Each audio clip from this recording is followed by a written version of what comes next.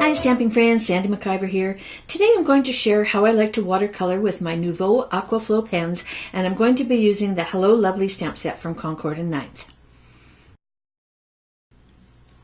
There are a variety of ways to stamp your images to get ready for watercoloring.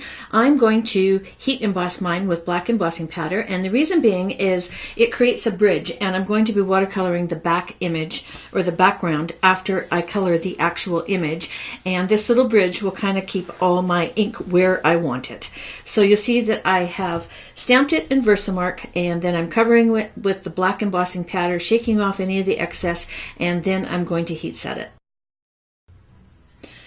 The Nuvo Aquaflow pens come in 3 packs, and I'm using the Summer Holiday and the Winter Skies, and I'm going to get in right close here. I'm going to start with the purple, and I'm going to color that big flower. So how I like to play with these is I use my Aqua pen, my water brush, and I put a little bit of the purple into the center where usually it's the darkest part of the flower, and then I'm going to use my water pen to pull it out and blend it, and I do each petal at a time to keep the ink fresh and wet so it's easy for me to move it around. And if you find that you get too much, you can just blop it up with a paper towel, and if you need it a little bit darker, just keep adding more ink. These are very forgiving, and it's also nice not to have a great big mess.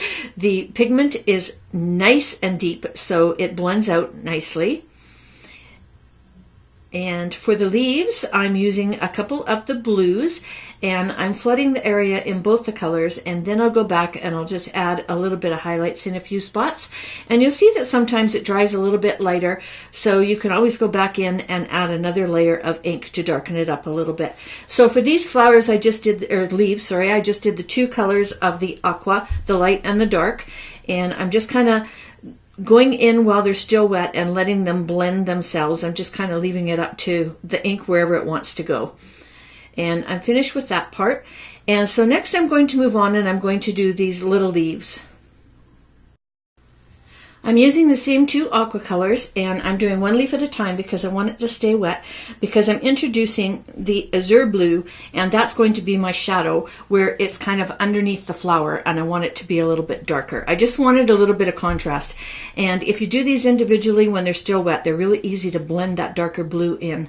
And as you get used to it, you'll see that I work around near the end there. I start doing 2 or 3 because you get comfortable with coloring, so it kind of speeds it up, and you can do 2 or 3 and keep them both wet at the same time.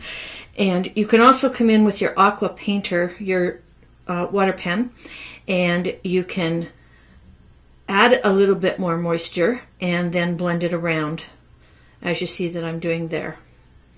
And I've been watching some of the watercoloring. I think on Instagram I noticed that some people were leaving a little bit of black and white. They weren't coloring everything. And I kind of really like that technique, so that's what I'm doing with this one. I'm not going to color the entire thing. I'm leaving those flowers and the little background leaves, I'm going to leave those in black and white. And that's why I decided to watercolor the background, because it's going to make them pop a little bit more. So here's where you see I'm doing 3 leaves at once. Once you get concentrating on it and get comfortable with it, it's easy to do a couple at the same time. I would kind of recommend doing just 1 at a time until you get used to the technique. As you can see, I'm working on my water media mat, and I'm going to use some of the black from the pen, and I squeeze my pen to get some of it into that little palette square, and then I squeeze my water pen to add a whole bunch of water to dilute it, because I want it way lighter than black. I just want that nice light gray. And so work in small sections at a time and move it around. If you find that your paint is still too dark, when it's wet, you can wick it up with a paper towel, which I'm about to do there because it's a little bit too dark. And I work in small sections, trying to keep the edges wet so that they blend together. But you can go back over and re-wet it just with your water pen and move some of the ink around and blend any lines together. You'll see me do that a couple of times as I work through this. And so I'm just quickly going around, filling in as much as I can, and I'm not going all the way out to the edges. I want a little bit of that white edge to be showing.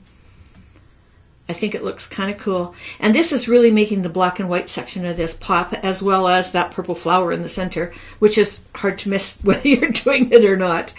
And you see how I'm going back there and I fix that little line? That's what I mean. Just wet it again with just straight water. You don't need any more paint, and wick some of it up and it will just kind of blend together.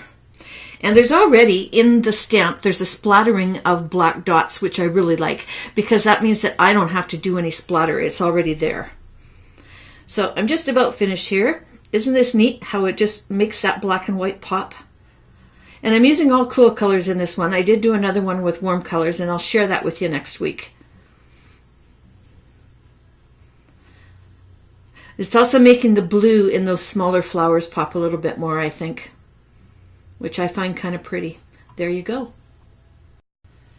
I'm working with the Tim Holtz Distress watercolor paper, and of course we've gotten it wet, so it's a little bit warped, so make sure you use a good strong adhesive when you're getting ready to attach your art piece to the mat. And I'm using score tape. I find it nice and strong, but also easy to work with. And I'm putting a little bit extra down the middle because I want to make sure that it lays flat and looks really professional. And I'm matting it to a piece of black because I want it to pop. There we go. And then I'm just adding some foam tape to the back of this before I attach it to my card base. And this is a 5x7 card. And you can hop over to my blog and download the PDF for it. There's one over there for you, as well as a list of everything that I used for today's project. For the sentiment, I white heat embossed a sentiment onto just a scrap of black, and you'll see that I'm just trimming it down, adding a couple of pieces of foam tape on the back of it, and I'm popping it down into the right-hand corner. My final embellishment is Nuvo Crystal Drops. This is double denim, and I'm just adding a few dots at the top, at the bottom, just for a little bit of color in the background.